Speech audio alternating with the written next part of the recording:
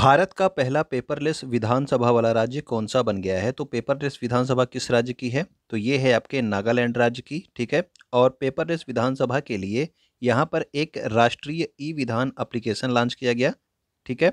यानी कि national e विधान एप्लीकेशन, नेवा इसका नाम है, नेवा। और इसी इसी से जो है आपका पहला पेपरलेस विधानसभा बना कौन? ये है आपका नागालैंड। नेक्स्ट हमारा है, कृषि और किसान कल्याण मंत्री नरेंद्र सिंह तोमर ने कहाँ पर शहद परीक्षण प्रयोगशाला यानी कि हनी टेस्टिंग लैब का उद्घाटन किया है? तो ये किया है दीमापुर नागालैंड में, ठीक है। तो दीमापुर नागालैंड में शहद परीक्षण प्रयोगशाला का उद्घाटन किसके द्वारा किया गया? नरेंद्र सिंह तोमर के द्वारा।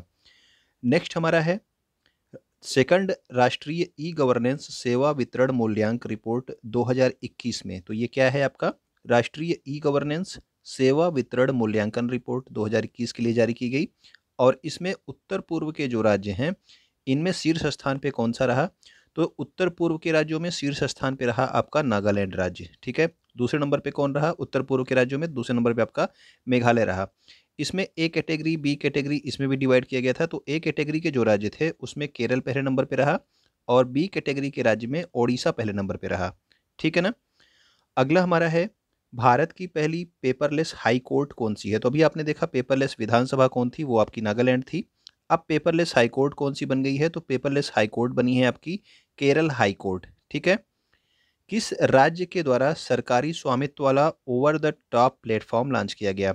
तो ये इसने जो है यानी कि केरल राज्य ने अपना खुद का जो है ओटीटी प्लेटफॉर्म लॉन्च किया है, ठीक है, राज्य की फिल्मों को जो है बढ़ावा देने के लिए। नेक्स्ट हमारा है, स्वयं की इंटरनेट सेवा शुरू करने वाला भारत का पहला राज्य कौन सा बन गया? तो इस राज्य की अपनी खुद की इंटरनेट सेवा है, ठीक है। और भारत के दूरसंचार विभाग से इसको मान्यता भी प्राप्त मिली हुई है। तो ये आपका केरल राज्य है जिसने अपना खुद की इंटरनेट सेवा शुरू की है। और इस प्रोजेक्ट का क्या नाम है? तो के फोन प्रोजेक्ट है, ठीक है ना। Kerala fibre optics network. हाल ही में त्योहारों की मां कहे जाने वाले त्रिशूरपुरम फेस्टिवल का आयोजन जो है ये किस राज्य में किया गया, ठीक है ना। तो जो त्रिशूरपुरम फेस्टिवल है इसको त्योहारों की मां कहा जाता है और ये मनाया गया आपके केरल राज्य में। अगला हमारा है, हाल ही में जारी राज्य कानूनों की वार्षिक समीक्षा 2021 के अनुसार वर्ष 2021 में किस राज्य में विधानसभा की बैठकें सबसे अधिक चली हैं? तो आपकी जो विधानसभा की बैठकें होती है वो किस राज्य में सबसे अधिक चली हैं? तो ये भी आपका, इसका भी आंसर है आपका केरल राज्य। केरल राज्य में सबसे अधिक विधानसभा की बैठकें चली हैं। गृह मंत्रालय के द्वारा किस राज्य के लिए भारत का पहला जिला सुशासन सूचकांक जारी किया गया? तो जिलों के जो है सुशासन का सूचकांक पहली बार जारी किया गया आपके जम्मू कश्मीर के 20 जिलों के लिए। और इसमें जो है पहले नंबर पे कौन रहा? तो पहले नंबर पे जम्मू जिला रहा, ठीक है ना। तो जम्मू जिला इसमें पहले नंबर पे रहा। नेक्स्ट है हमारा, डिजिटल भुगतान सूचकांक किस संस्था के द्वारा जारी किया जाता है? तो डिजिटल भुगतान सूचकांक आपका जारी किया जाता है आरबीआई यानी कि रिजर्व बैंक ऑफ इंडिया के द्वारा, ठीक है। आरबीआई के बारे में कुछ महत्वपूर्ण तथ्य देख लेते हैं यहाँ पे। आरबीआई की स्थापना किस आयोग की सिफारिश पर हुई? तो यंग हिल्टन आयोग, और इसी को शाही आयोग कहते हैं। इसकी सिफारिश पर आरबीआई की स्थापना की गई। और किस अधिनियम के द्वारा अगर आपसे पूछा जाएगा तो 1934 का अधिनियम था। और कब स्थापना होती है? तो 1 अप्रैल 1935 को स्थापना होती है। तो अगर आपसे अधिनियम पूछा जाएगा तो 1934 का अधिनियम है, लेकिन स्थापना कब होती है? तो 1 अप्रैल 1935 को इसकी स्थापना होती है। इसके अलावा जो है आप याद रखेंगे कि इसका पूर्व मुख्यालय कोलकाता में था, यानी कि जब इसकी स्थापना हुई थी 1935 में, ठीक 1935 में जब इसकी स्थापना होती है तो इसका मुख्यालय कहाँ पे था? कोलकाता में। उसके 2 वर्ष बाद 1937 में मुख्यालय को कोलकाता से कहाँ स्थानांतरित किया गया? मुंबई में, ठीक है। तो अब अस्थायी रूप से आप इसका मुख्यालय कहाँ पे है? मुंबई में है।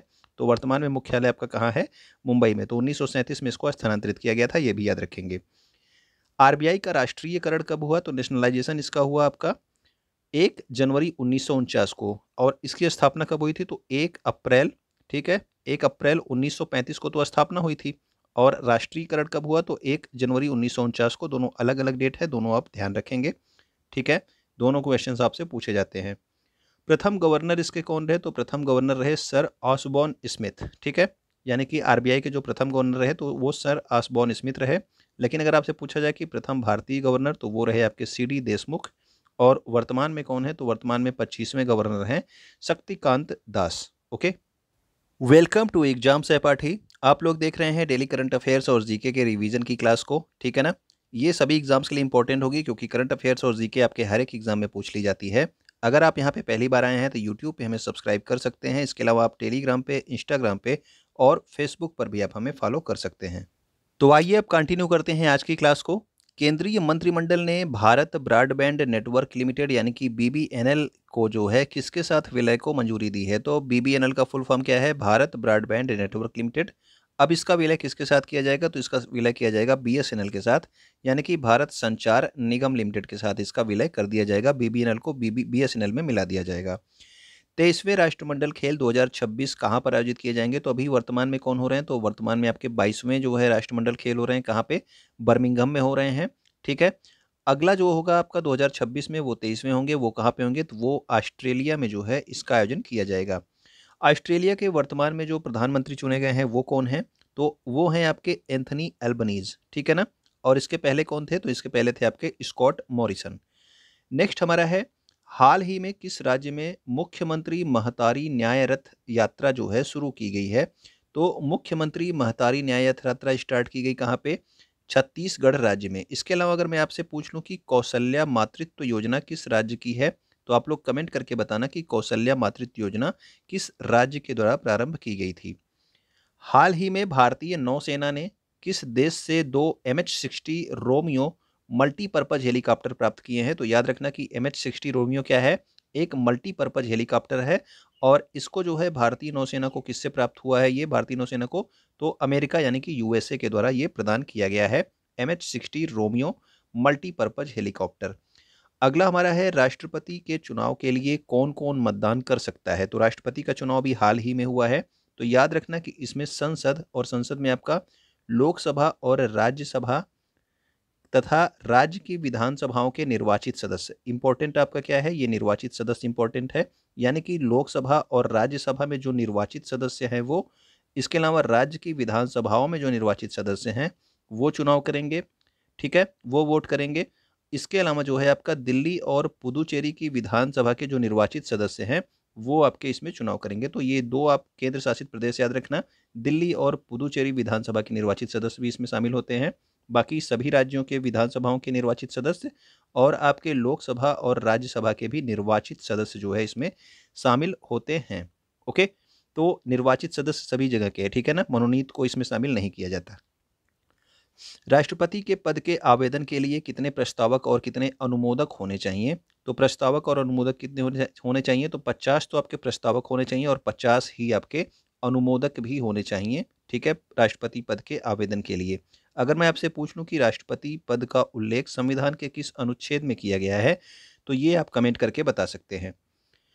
पत्र सूचना कार्यालय यानी कि प्रेस इंफॉर्मेशन ब्यूरो, पीआईबी के प्रधान महानिदेशक का पदभार किसने ग्रहण किया है अभी हाल ही में? तो पीआईबी के जो प्रधान महानिदेशक बने हैं वो बने हैं आपके सत्येंद्र प्रकाश। नेशनल स्टॉक एक्सचेंज, इसके जो है एमडी और सीईओ के रूप में किसे नियुक्त किया गया है? तो एनएससी के जो आपके एमडी और सीईओ बनाए गए हैं वो बनाए गए हैं आपके आशीष कुमार चौहान। अगर मैं आपसे पूछ लूं कि एनएसई का मुख्यालय कहाँ पे है, तो वो आप कमेंट करके बता सकते हैं। ओके, 15वें वित्त आयोग के वर्तमान में अध्यक्ष कौन है? तो 15वें वित्त आयोग के वर्तमान में अध्यक्ष हैं नंद किशोर सिंह, और इनको जो है शार्ट में नाम याद रखना आप, एनके सिंह भी आप याद रखना, ठीक है ना। तो अगला हमारा है, राष्ट्रीय मानवाधिकार आयोग, नेशनल ह्यूमन राइट कमीशन के जो है वर्तमान अध्यक्ष कौन है? तो एनएचआरसी के वर्तमान अध्यक्ष हैं आपके अरुण कुमार मिश्रा, ठीक है। राष्ट्रीय मानवाधिकार आयोग। ONGC, oil and natural gas corporation, इसकी जो है प्रथम महिला अध्यक्ष कौन बनाई गई है? तो अभी जो है ये नियुक्ति की गई थी आपकी जनवरी माह में शायद, ठीक है ना। और ये अलका मित्तल को जो है ओएनजीसी की प्रथम महिला अध्यक्ष बनाया गया।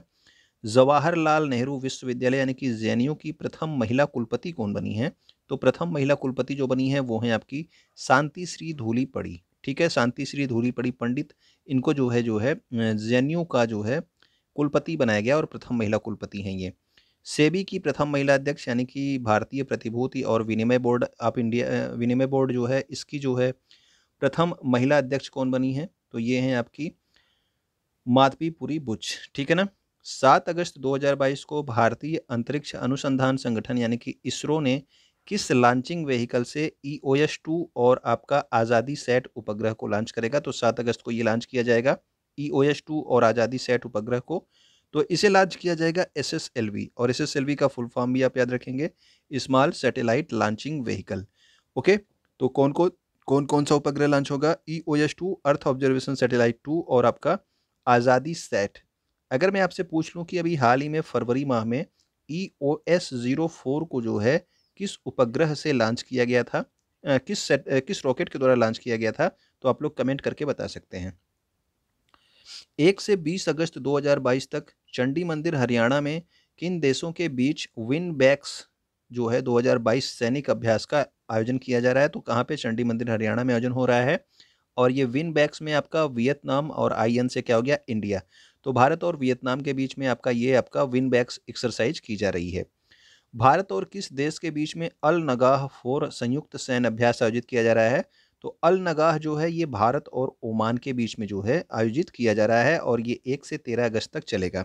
ठीक है, अगला हमारा देखते हैं हम लोग टोक्यो पैरालंपिक्स के बारे में कुछ महत्वपूर्ण तथ्यों को। तो ये आपके जो टोक्यो पैरालंपिक्स हुए हैं, ये आपके किस क्रम के थे? तो 2020 में आपके ये 16वें क्रम के थे। 2020 में नहीं हुए थे 2021 में, क्योंकि कोरोना की वजह से 1 साल आगे बढ़ाया गया था। लेकिन जो है इसको 2020 ही कहा जाएगा।